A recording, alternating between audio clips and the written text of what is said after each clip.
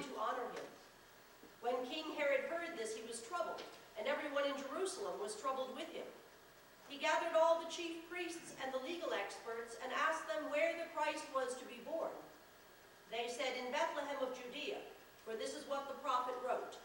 You, Bethlehem, land of Judah, by no means are you least among the rulers of Judah, because from you will come one who governs, who will shepherd my people Israel." Then Herod secretly called for the Magi and found out from them the time when the star had first appeared.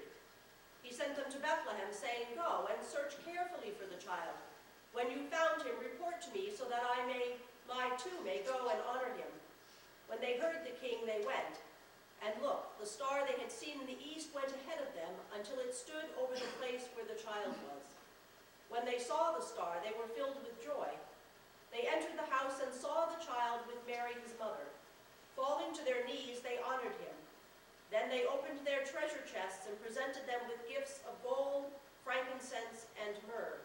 Because they were warned in a dream not to return to Herod, they went back to their own country by another route.